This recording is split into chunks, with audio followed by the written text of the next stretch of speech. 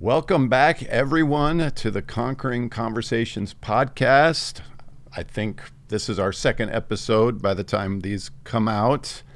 I'm sitting in the host chair today, Kirk Scott, your co-head of school. Thank you for joining us. We have an incredible conversation. We have an incredible guest. We have the lead of our entire educational program, kindergarten through 12th, Miss Renee Loewen. Welcome. So glad to be here. I really, truly am. She is not nervous at all. But the reason why we had to bring Renee is we're having a very important conversation about student grading, talking about how to conquer student grading, because this whole podcast is cultivating the next generation of conquerors. So student grading has changed through the years, and a lot of those changes have been really, really positive. So parents, be excited. I know sometimes when education changes and moves, we get nervous because sometimes there are bad ideas out there. But some of the new things going on in student grading that we've adopted at our school, DCA, are just going to be game changers for our kids and their whole educational experience. But before we dive into that, I want to make sure you guys as the parents know who we're talking to. Renee has been in education, we think 33 to 35 years. Well, if you want to make me younger, let's say 33. Okay, we'll go 33, but that's 8 years in the classroom. She was 10 years as administrator in local public schools here in the Coachella Valley. And then she was so good at her job, so amazing that people paid her as a consultant to go travel to districts around California. Actually, in the United States. In the United States. Sorry. That's right. She's national speaker. So that was huge. And then she loved DCA because her son went to DCA. She loved what we were doing. She loved our school so much that she's been here full time for the past 12 years, give or take. But ever since my son graduated. Yes. So just so you guys know, just kind of the expertise that goes into a lot of our educational conversations, very, very high level. So today we're talking about student grading, and we're talking about some of the changes that DCA's made recently that are kind of falling in line with research trends going around the nation. So let's start big picture, Renee. Traditional grading, kind of the ABCs that you and I were raised in, leaving kind of that process behind and going DCA, what we call a proficiency-based grading. But first question, big picture, why? Well, so standards-based grading really doesn't just assess what students are learning. There are so many things that can go into a letter grade of an A or a B. I'm a good citizen. I participate in class. I've done my homework. I've been nice to my friends in my cooperative group in the classroom. And so I can earn all these extra credit points, but that doesn't really show what I've learned. It just shows that I've earned this grade of an A, but when I go off to college, my learning doesn't equate to what I'm doing in the classroom in college. So we switched to a proficiency-based grading system in elementary, I think 3 years ago. And today is this year is our first transition to middle school, because we really want to give the parents, we really want to let you know what the students are learning, not what they're earning, so that you can help come alongside and support. So that's really the main driving force. We want to know what they're earning. That's right. Look at that. I know. So what are the problems that, it was good enough for you and I have A, B's, and C's my whole career, but now what are we seeing are the issues with that kind of traditional, way to approach grading? Well, I think it really is reflective based on, once again, that it really doesn't reflect what the students are learning. It leaves the door open for many teachers to jump into that trap of I like this student and they just want to try harder and they want to earn extra credit because they didn't do this, and this. Well, that doesn't show what they're learning. So we really need to focus on that. And the other thing about it is it's really important that we give our students ownership of what they learned. And so they need to know what they're learning. They need to know those grade level skills. They can't just be like, okay, I'm in math, I want to get an A. But what in math am I learning? They need to know what. They need to know why they're learning it. Why is this relevant? Why is it important that I learn about fractions? Or why is it important that I learn about how to identify a main idea? Why is that so important? And then what's even more critical is the students need to know how they're going to show their teachers that they've learned it. And so in a letter graded system, that doesn't always give an opportunity. That's why in a proficiency-based grading system, because it's so specific on skills and what they're learning for that grade and that year, it gives the students the opportunity then to be able to know what, why, and then how can I be expected to show my teacher that I've learned this. It's not a guessing game. We don't want our kids to be able to guess, like, well, how do I show the teacher that I know how to do fractions? We don't want the students to guess. We want them to know what's expected of them. No, what was huge for me, just thinking through this as head of school, was once I really paused to think about a B in English. What does that mean? Like, I really, even as a parent of 4 kids that going through our school and went through our school, and then also just as administrator overseeing all the students, I really had a tough time answering that question, my own question, like Because what does it mean? What does a B in English tell me? What does it tell you? What does it tell you? I don't know. It doesn't tell you about reading. It doesn't tell you about writing. English makes up so many things. It doesn't tell you about my ability to listen and speak. It doesn't tell you about my ability to write. It doesn't tell you about my ability to write a persuasive essay, or my ability to take apart a story and respond to literature. It tells you nothing. It just says English A or B. Yeah, and so that was really where the light bulbs went off for me. And that was huge. And so really from our goal is to make sure that when parent student looks at a grade book, looks at report card, looks at progress report, whatever it is, they see very specifically, very clearly, oh, I'm lacking in this area. Mm-hmm. There's room for growth in this area, mm-hmm. or this particular skill, I've got it down. Yes. I don't need to spend more time on that. I don't need to. Correct. So how does that help? So that is like so key. The age-old saying, when maybe we were in school, we were given 30 math problems to do, and we could do them all, but we knew how to do the first 5. Mm-hmm. So your point of like, if I already have, quote unquote, become proficient in that particular grade level skill, do I have to keep doing it over and over? No, I've shown my teacher that I'm proficient and I can move on. Or on the flip side, if I don't understand it, then it gives the teacher opportunity to give the student more opportunities to show that they can learn it over a period of time. And so I think that's one really nice thing about, proficiency-based grading. How is it, and if you already answered this question, that's fine, we can move on. But how does proficiency-based grading better align with our educational mission? Like how, because this was a change I know for you. You're like, we have to do this. What from our mission of what we're trying to do educationally, academically with our students, I guess why did this have to happen, and how does it make sure that what we want to have happen, how does this aid that process? Well, we want to produce conquerors, right? Mm-hmm. We want to produce conquerors that persevere, that don't quit when it gets hard. And so I think one of the most important things is going back to that what, why, and how. If I know exactly what I'm supposed to be learning, and I know how I'm going to show that learning, then I'm going to persevere and want to conquer that. If I'm going into a new learning situation where I don't know anything, and it's just very like, okay, we're learning English today, hopefully you'll get a grade or a good grade on the test, or we don't, it's going to be like reading and writing, and you don't have a good, clear path of how you're going to show your learning and what you're expected to know and show, then it doesn't set the student up for success, and I might want to not persevere. Like, this is just too much. It's too big. It's just too much for me. This is grade level skills that I know that are outlined and delineated for each grade level, for each student within that grade. Then I know exactly what I need to learn and how to get there. And so I think that helps with our mission of not quitting, to persevere, be conquerors.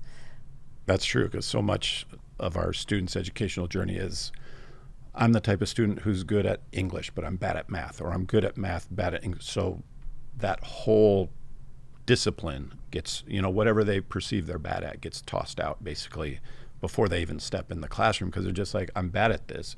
But even if we have some weaknesses in math, there's every student is going to have a strength if the target is drawn. Yes, but even so, even if there are areas that I'm not strong in, then where we're going to continue to go. We're not, we'll talk later about like moving forward, but we want the students to be able to self-assess their own learning.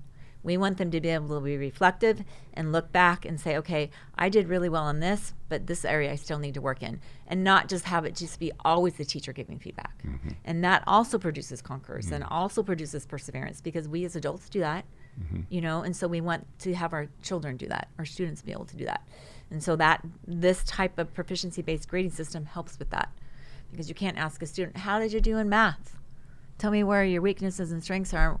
Well, I don't know. It just says I got a B, Dad. Or a C or a D. What have you? Yeah. Yeah, and just for us parents, it's always, well, then you need to work harder. It's Work harder on what though? Just work harder. Yeah. That's what I always tell my kids. It's just, yeah. Well, then you're not trying hard enough. You're not putting the effort. Right. And who knows what that all means. Right. All right, so that's a lot of the why, and I'm sure there's a million more things to say. But talking to our parents, as they're going to be the ones that are trying to, kind of digest this, what are the key differences that parents are going to notice with a proficiency-based report card versus what they're mostly used to seeing? So I think that's the biggest struggle, is that paradigm shift of not having the letter grades.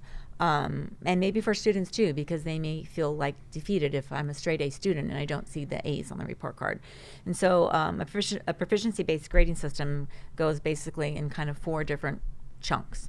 And so you have the 1, 2, 3, and 4, a score of where you're at on that continuum of learning. So a 1 would be beginning. I'm just beginning learning and understanding that skill. A 2 would be developing. I'm learning this skill, I'm starting to get it, but I still need a lot of support from my teacher, a lot of guidance. I'm not quite there yet, but that's okay, because I have all year to get there. Mm-hmm. A 3 is proficient. I have this grade level skill down. I don't need help from my teacher or my mom and dad. I am proficient. I am great. I am good. I'm solid. And then the next one is a 4, which is expanding. And that is like the icing on the cake. And so that is taking all the information I've learned that I'm proficient in, and I'm able to then apply it and transfer it into other contexts. And that application piece in like the real world context, or it just comes to you and I'm able to make those connections, that is taking what I know and expanding it on further. But that's where I think parents struggle is I was a straight A student, so I can just see my mom and dad. If I'm in a grading system like this, they'd be like, well, how come you don't have 4s? Where are all the 4s? Where are all the 4s? You're a straight A student. But it's different. You cannot equate equality of like an A is a 4, a B is a 3. Right. You have to completely throw out your concept of A, B, C, and D to where are my students at, or where is my child at on that learning continuum. And so if your child is at the developing stage or a 2, they're getting there. And to not feel defeated, because if it's October, and we just had parent conferences, if it's October and my child is earning or scoring, not earning, I would say, because they're not earning it, they're learning it, they're receiving a 2 based on what they've shown that they've known, that's okay. That's really good. Right. I'm getting there. Right. The goal is to be proficient by the end of the grade level. So ideally, like, as parents, our expectations should be to see 1s and 2s in the fall. Because ideally the students being introduced to new concepts, new skills, they shouldn't be expected to know them and be proficient in them yet. Otherwise we'd be out of a job. Yeah, otherwise, what are we doing here? Teachers. Parents, you're probably doing it, save yourself the tuition money. Yes. Yes. But that's so hard. I know, and that's the hard for us parents, because I know, like, my kids, I give them with a traditional grading scale, like, they can't have below, say, a B at any point, fall, winter, spring. That's just kind of an enforcement that we have at our house. And this, I have to change my whole paradigm with how I even parent my kids through this, because I should expect to see some 1s and 2s, especially early on, So I don't know, do you have any, one thing I do want to note is this is a K through 8 initiative. Correct. We haven't changed our grading process for high school, 9th through 12, mostly because we just want to we don't want to mess up anybody's college admissions resume or anything. We understand there's high schools that are moving to a proficiency-based system, so it could happen. Yeah, it's not unusual. It's just, but it's not we're not ready for that yet, and so we wanted to nail the kinder through 8th. But how would you parent your son? Because you had high standards. Your son is now an engineer. I actually remember one day he was sitting at the kitchen table with me, and he was doing a calculus problem in AP Calc, and you as a parent, you watch over them do their homework, and he says, "Okay, Mom, I've done it. Not shown any work, and just did it." I said, "Well, you need to be able to explain to me how you arrived at that answer." And he says, "Well, I don't know. I just did it." I said, "Well, then you really don't know it. If you can't explain it to me and you can't talk about your learning, then you truly, really, really don't understand it to the extent that you need to do to be proficient," if I'm looking at this. So if I have my son coming home with 1s and 2s, and I feel so strongly in that self-reflective or self-assessment type of learning where they're really understanding where they're at, okay, why do we have a 2 here in the area of adding fractions with unlike denominators? What's your struggle? Tell me, because I know specifically it's not about shapes, it's not about division, this is about fractions. So let's talk about fractions. So it gives the opportunity for the parent to have much more specific conversations with the student.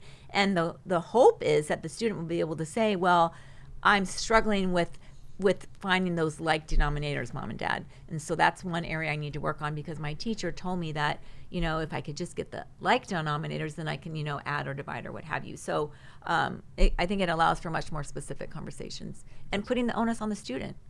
Like, I own my learning. This is where I need to work on. This is the area I need to work on. So then how you're working with the teachers, how are they determining proficiency and mastery? Like, what kind of bring the parents into the teacher's desk? Like, what evidence are they using? How are they able to make these determinations as the year goes on?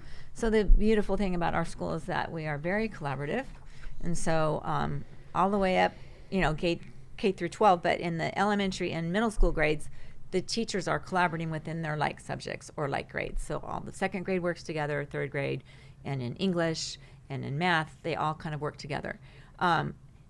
What they are really doing is looking at creating rubrics. So a rubric is like a guideline of expectations for a particular skill. Mm-hmm. So if it is, let's just say writing, let's just go very basic, maybe writing a complete sentence. That's a 1st grade thing, and you got to have a capital, you have to have a period, you have to have a noun, you have to have a verb, and so on. And so a teacher will work together, and they'll create this rubric of, 1, 2, 3, and 4, beginning, developing, proficient, and expanding. And so if a child cannot write that sentence, then they may have a 1 or 2, but that rubric explains exactly what's needed. Or if they forget to capitalize and punctuate, that may be a 2. Sure, but I know. So I know what 3 is. It must have a capital letter, appropriate punctuation, and maybe a noun and a verb for a complete sentence, or subject and, subject-verb agreement. That's a complete sentence. But a 2 might be, they didn't capitalize the first, word of the sentence, or no proper nouns. And so the teachers work together in what is expected. So then the student also knows. Like, if I'm looking and I see a 2 for writing a complete sentence, and I go back to that rubric and it says, didn't have a capital letter, I know exactly what I need to do next to become more proficient. Mm-hmm. So it's very clear for the students and the teacher and the parents to know where they're at and what they need to do next. So it sounds like teachers are creating rubrics like crazy. They are. They are. Everything that they try to do. Because you want to be objective in your proficiency-based grading. You don't want to say, well, which is what could happen with traditional grading. Well, he tries really hard. Right. So he gives forth such a great effort. He deserves an A because I know he's trying. He'll get there. But that's not what he's learning. Right. So these rubrics make it very objective. Well, he didn't have the capital letter. He's at a 2 right now, but we know what to work on. Yeah, and then that can be corrected and fixed for the rest of that student's educational career. Exactly. And doesn't have to keep that's what excites me as head of school is really we have so many students throughout the history of education that they just move grade to grade to grade just because it's, you don't want to hold a kid back. You don't want to stop them from reaching their potential, their future, whatever. But there's so many students that get to high school that have just lost key punctuation, key grammar standards, and they're showing up in ninth grade. They're still making the same mistakes they made in third grade. Yes. Because at least they got to be in English. Yes, but that doesn't matter. Yeah. We want our kids to be successful in their grade level skills. So we kind of already started talking about the benefits for the students, but how else are you seeing proficiency-based grading support deeper learning for the kids? Well, I think some students may feel, those straight A kind of students may feel a bit defeated if I see that I'm earning or receiving 2s on my work. But on the flip side, you have some students that may always have received Fs and Ds, and then they're now seeing 2s. Right. And so it's encouraging. It's like, I'm making progress. I'm not defeated. This is not too big for me, and I don't want to, and I'm just going to quit. I'm not going to quit. I'm going to persevere. I'm getting there, and I know exactly what I need to do next to get there based on student self-reflection and looking at that rubric and teacher feedback and guidance. And so I think in that sense, it can be very encouraging and maybe reduce some anxiety for students, because we live in an anxiety-ridden world. The last thing we want to do is add more, more anxiety to students. And so I think it can help in that respect. For sure. Yeah.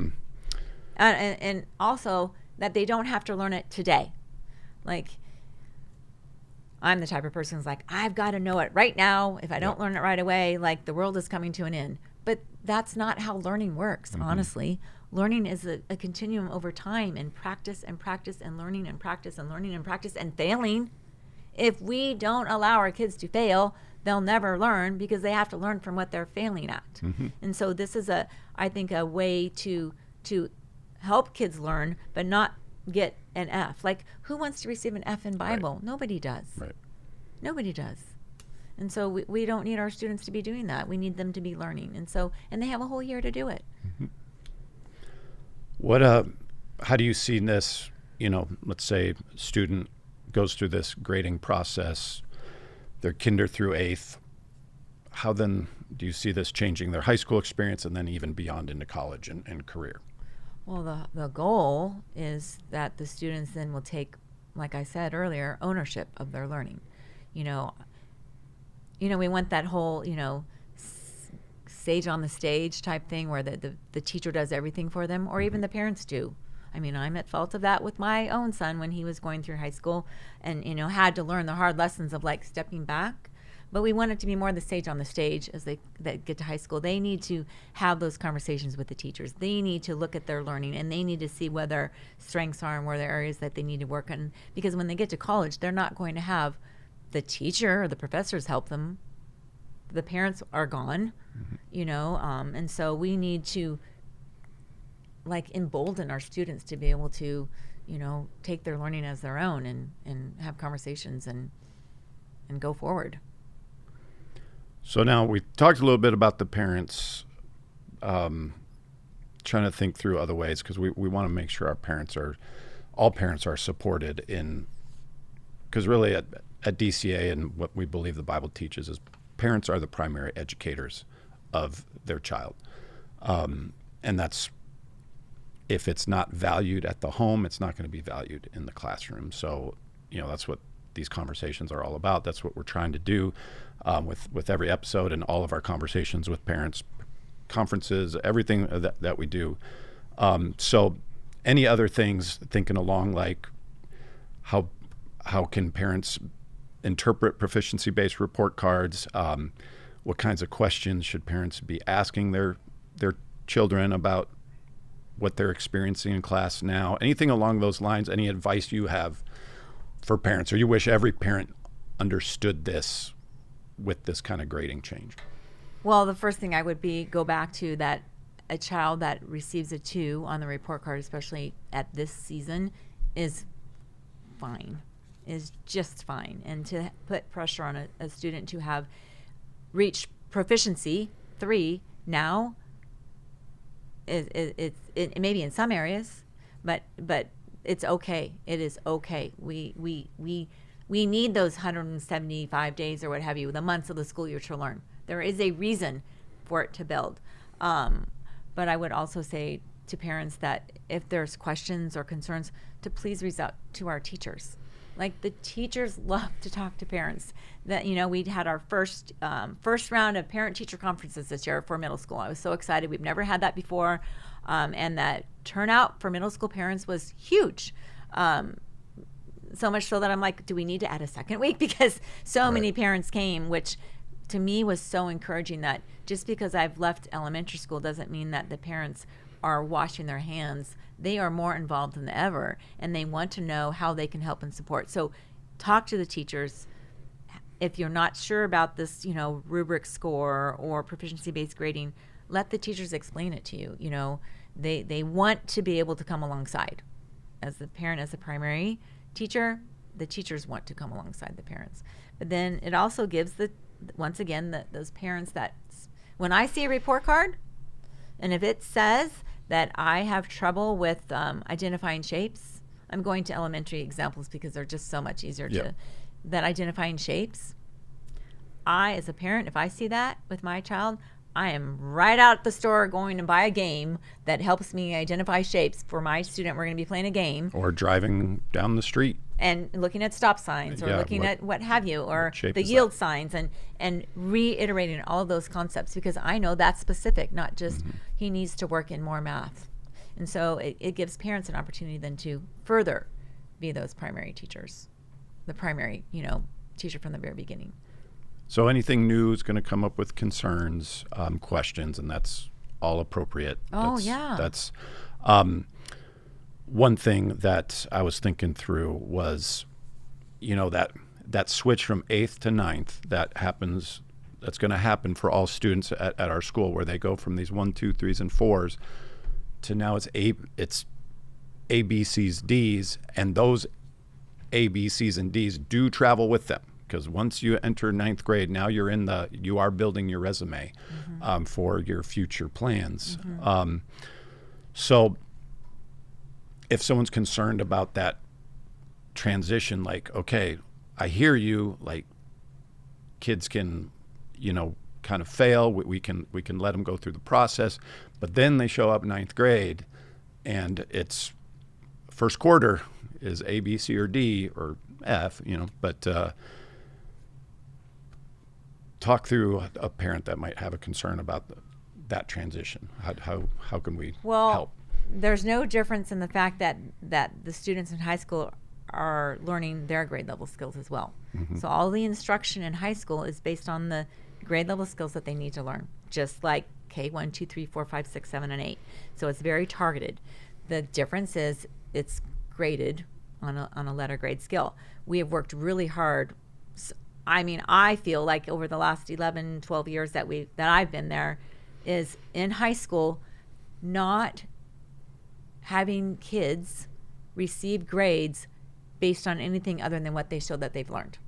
And so we are moving away from the extra credit points, or moving away from participation points, or moving away from citizenship points. All of those things are great. We want good citizens in the classroom, but we don't want their grade to be reflective of that. Rated by that. So in that sense, the transition from the proficiency-based grading to high school should be somewhat similar in that sense, because they're only being graded on what they're showing that they're learning, not based on these extraneous things. The difference, I would say the difference might be more not maybe the whole year, like in math, per se, like in geometry, they have to get, or in algebra, they've got to get the Pythagorean theorem down before they can move on, and they will be graded on that, and they need to know that by quarter 1, versus maybe a year-long continuum. So maybe more concrete grading chunks, but as far as being graded on what they've learned, that's no different. And what I'm excited about with especially our change K through 8 is when you get to high school, those students are more bearing the fruit of what happened or didn't happen in the younger grades.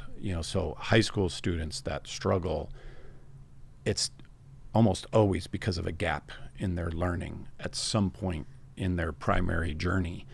And what I'm excited about is having high school students entering ninth grade students that their foundation is so sound that now that kind of the pressure's on, so to speak, that these high schools, the grades that really count,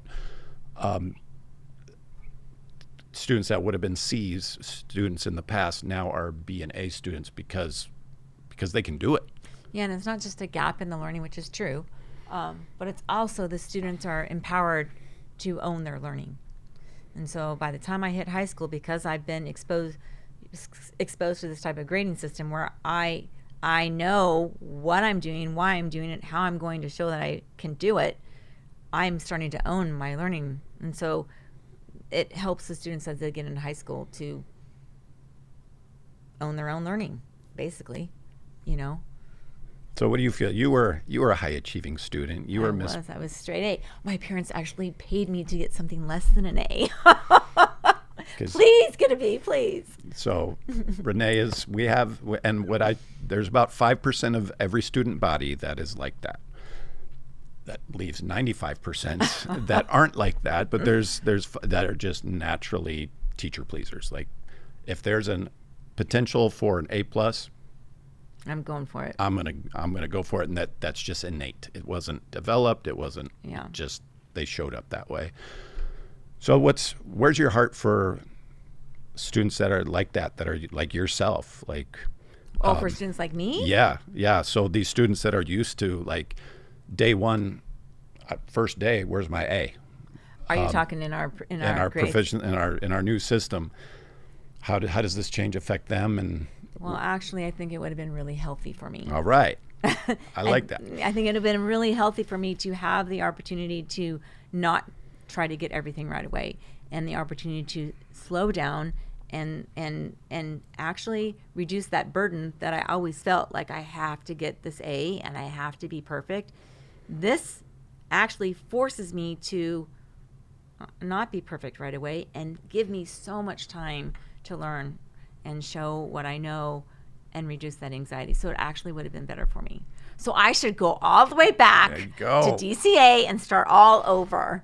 That's a great perspective, especially obviously a Bible-based school. Like it's good for kids to embrace their fallen nature and to understand that part of that. And we do, like when I was chaplains, a lot of my time, because a lot of my student like leaders were the Renee types, the all A types, because they'd be like, they'd help me with chapels and different things, and I would have to counsel them in their stress, and it was based on an unbiblical view of themselves that perfection was possible, in this academic arena, So I don't know. I didn't think about it that way. That's a good way to put it. How do we ensure consistency? Again, thinking about potential questions and concerns, how do we ensure consistency amongst our teachers when grading by our skills? That's why the rubrics are so important. So if I have two English teachers, of which we do in middle school, we have two different teachers teaching English in middle school, and so you have to be consistent and aligned. The only way to do that is if I'm teaching a grade level skill, there has to be a rubric that shows what is proficient, what is developing, what is beginning, what is expanding. And so then the teacher just uses that rubric that they've created together based on the grade level skills and expectations, and they've just broken it apart. So top, proficient, missing a few things, really missing a few things, and where they're going to go. When I used to teach, now I'm going off rabbit trail when I used to teach, but one of the, this was years ago, one of the most eye-opening things for my students was in writing, and I had rubrics, but I made them self-assess their writing. Right. You know how someone would read a piece of writing and then you'd have another person read it and kind of score it double blind. But it's important for the students to go back and read through their writing, and then based on that rubric say, oh, I didn't include enough evidence to this statement or what have you. I need to go back and do that. And I did that I mean, I guess I've been in the field for so many years. I did that years and years ago before even knowing how impactful it was even to this day of learning. And so I guess I don't know where I was going with that, but I'm just super excited about this. Consistency and alignment between teachers. I think that the rubrics and kind of even with students looking at what I produced, well, let me go to the rubric. So there's consistency with the teacher, there's consistency with the student, and even the parent. The parent can ask to see the rubrics that the students are being, graded on. Well, my student got a 2 in this. How? Let me see the rubric. Ask. The teacher will give it to you. Yeah, that's what I'm hearing is like, this is actually the only opportunity to be consistent. Because when I think about my teaching career, there's just, with traditional, there's just so much subjectivity. Even as I was a Bible teacher, so students would turn in their Bible journals every week and like, what's an A, what's a B, That's right.